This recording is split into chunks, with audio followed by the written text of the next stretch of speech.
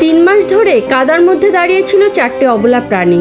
না পারছিল সরে যেতে, না পারছিল কাউকে নিজের কষ্টের কথা বলতে।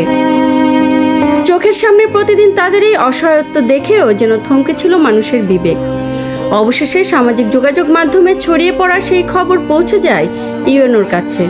আর তখনই বদলে যায় গল্পটা। কাদায় আটকে থাকা 4টি মহিষকে উদ্ধারে ছুটে যান ইউএনও।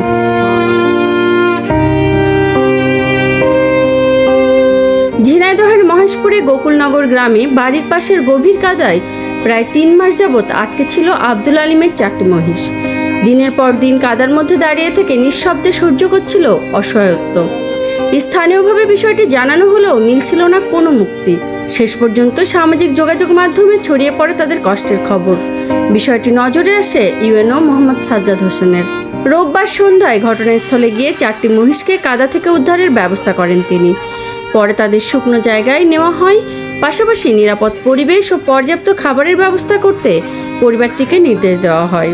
তারা কথা বলতে পারে না, শুধু নীরবে সহ্য করে যায়। তবুও তাদের কষ্ট যে মানুষের হৃদয় ছুঁতে পারে, মহেশপুরের এই ঘটনা তারই প্রমাণ। একটি প্রাণকে বাঁচানোর উদ্যোগ হয়তো ছোট, কিন্তু সেই উদ্যোগের মধ্যেই লুকিয়ে থাকে সবচেয়ে বড় মানবিকতা।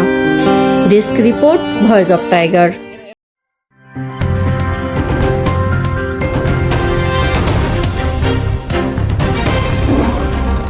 Voice of Tiger.